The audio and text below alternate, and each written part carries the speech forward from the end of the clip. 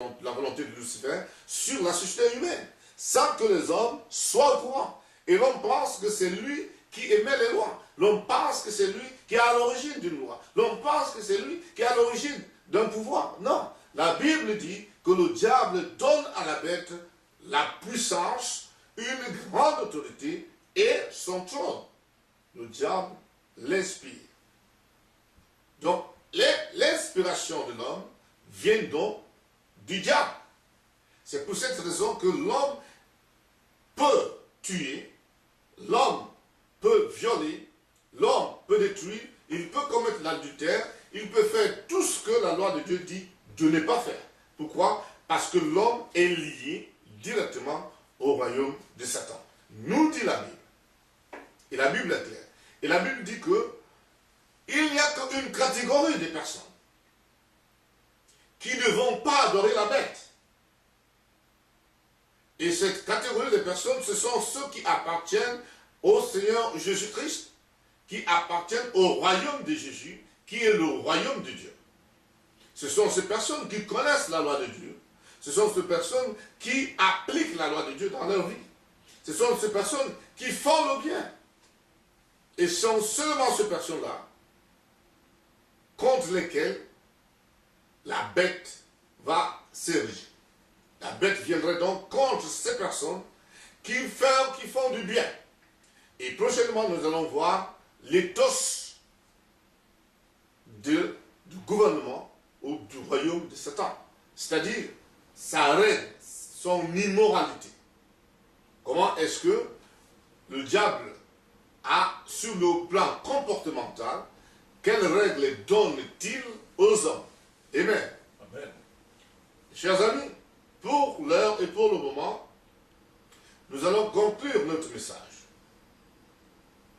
Nous avons vu clairement que le royaume du diable, c'est un royaume qui est bien organisé.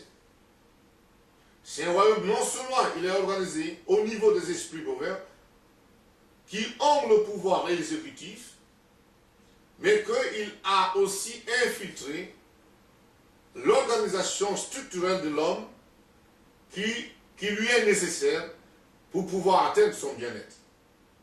Et que toute organisation humaine, la structure administrative, la structure financière, la structure économique, la structure religieuse, et j'en passe, toutes ces structures sont infiltrées et ravies et possédées aujourd'hui par Satan.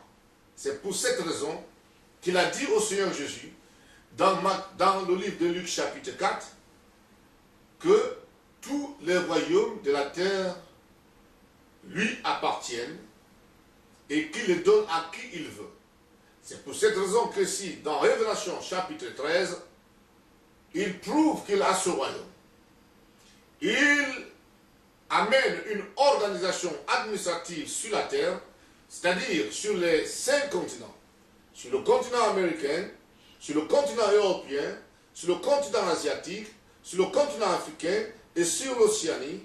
Il leur donne une structure administrative, une structure financière, une structure juridique, une structure économique, une structure sociale, une structure religieuse. Il en est le maître. Il en est l'initiateur, l'instigateur. Mais l'homme n'est pas obligé de suivre Lucifer. L'homme n'est pas obligé d'obéir à Lucifer.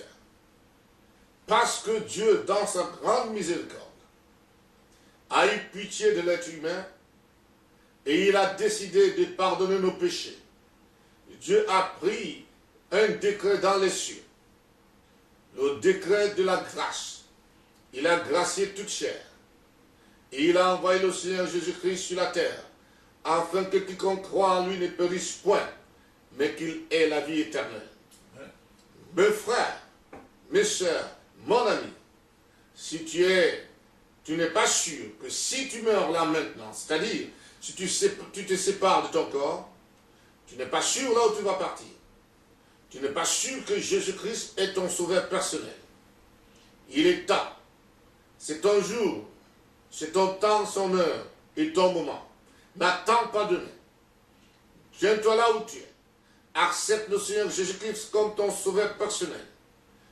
Donc, tu sais bien que quand tu ne seras plus sur cette terre, quand les gens pleureront, toi, à l'heure, à cet instant, tu seras admis dans le royaume de Jésus-Christ.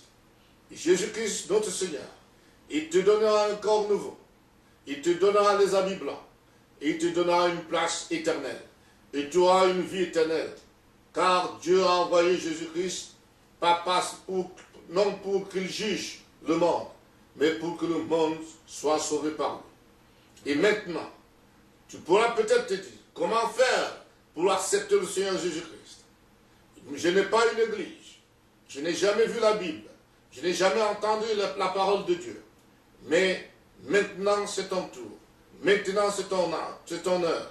Si tu peux faire seulement cette prière, tu peux prier après moi. Seigneur Jésus-Christ, je sais que tu es sauveur. Je viens d'entendre ton message par ton messager qui a expliqué le royaume de Satan et ses pièges. Et je veux quitter ce royaume de Satan. Je veux que, Seigneur, tu me donnes la vie éternelle. Je suis un pécheur. Je veux me détourner de mes péchés.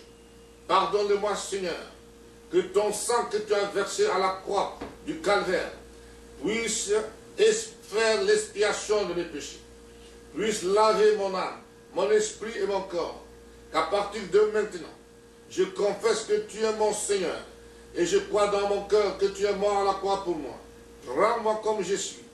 Donne-moi le Saint-Esprit et enseigne-moi ta parole. Sois toujours avec moi. Amen. En disant cette prière, mon frère, en disant cette prière, mon ami et ma soeur, elle paraît simple, mais le royaume des cieux entend. Et Jésus-Christ te pardonne. Et à partir de ce moment, tu es un disciple du Seigneur Jésus-Christ. Le Seigneur Jésus-Christ t'amènera et te fera rejoindre d'autres enfants qui sont les siens, qui étudient la parole de Dieu, qui prient et qui connaissent la loi de Jésus-Christ. Et le Seigneur Jésus-Christ va te donner le Saint-Esprit. Et quand tu ne seras plus sur la terre, tu seras dans les cieux. Mais il y a quelque chose que je dois te dire. Quand tu deviens un enfant de Dieu, la Bible déclare que ceux qui ont accepté le Seigneur Jésus-Christ comme leur Seigneur personnel, ils sont nés de nouveau.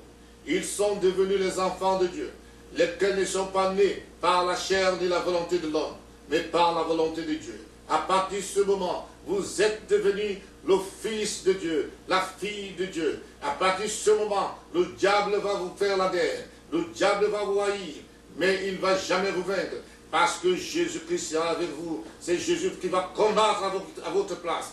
Vous aurez dans votre famille, les gens vous haïront. Dans votre pays, les gens vous haïront. Partout où vous êtes, les gens vont vous haïr. Mais ne craignez point, car le Seigneur Jésus-Christ ne vous laissera jamais. Le Seigneur Jésus-Christ sera toujours avec vous. Il va vous faire prospérer. Le Seigneur n'est pas la misère. Le Seigneur n'est pas la pauvreté. Le Seigneur n'est pas la souffrance. Tu peux souffrir, mais le Seigneur a vaincu la souffrance, car c'est toi que le Seigneur veut. Il veut te donner la vie éternelle. Donc, il mettra tout à ta disposition, afin que tes ennemis soient écrasés sous tes pieds. Il va t'élever. Tu ne seras jamais la queue, mais tu seras toujours la tête. Tu ne seras jamais en bas, mais tu seras toujours en haut. Tout ce que tu vas faire, cela va prospérer. Lève-toi et sois courageux. Accepte le Seigneur Jésus-Christ comme ton sauveur personnel maintenant et reçois le pardon de tes péchés. Car cette promesse est pour toi et pour quiconque croit en Jésus-Christ à cette heure. Que le Seigneur Jésus vous bénisse. Amen.